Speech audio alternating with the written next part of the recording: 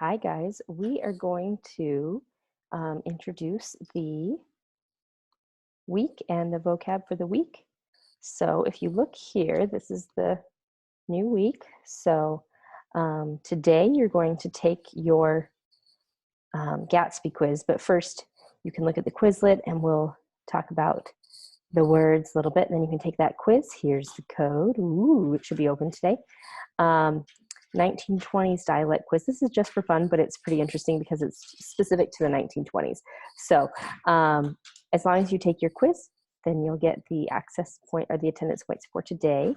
Tomorrow, you're going to be reading another short story called Fool's Paradise, and then answering the essential questions, kind of the same as we've been doing.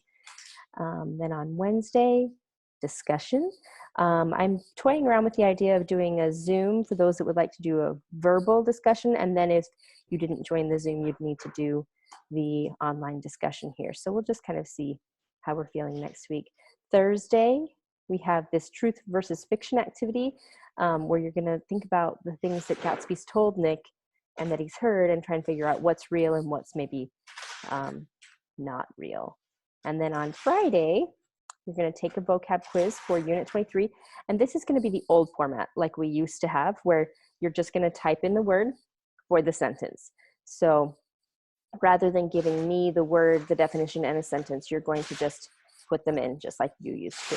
So, and then you'll have a Gatsby quiz over chapters 3 through 5. And you have both of those in there. But they're not open yet, so you can't do them yet. All right. Now that takes us to the words for the week. So we start with benign. Benign is, it's a mild type of character. It doesn't threaten health or life. So if you've heard about tumors, you have the different kinds. Benign tumor is not harmful necessarily. So harmless, having no significant effect, and so forth.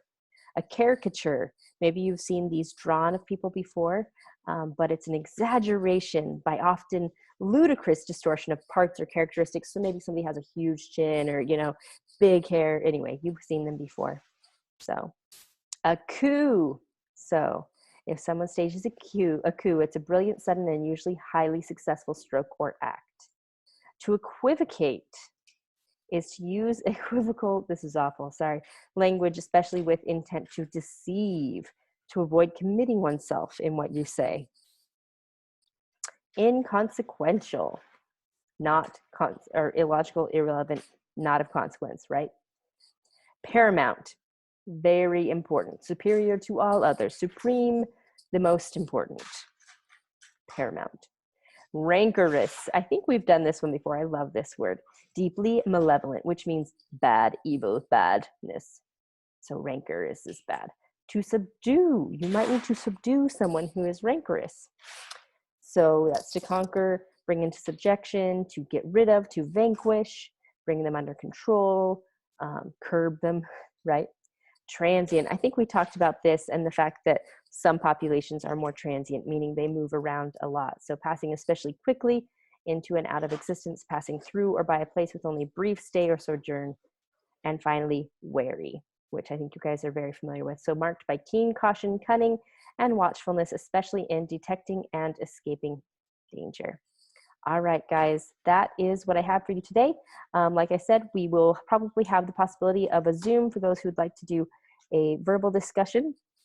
Instead, you would have to participate to get the credit for it, though. Let me know what you think about that, and I will see you guys later.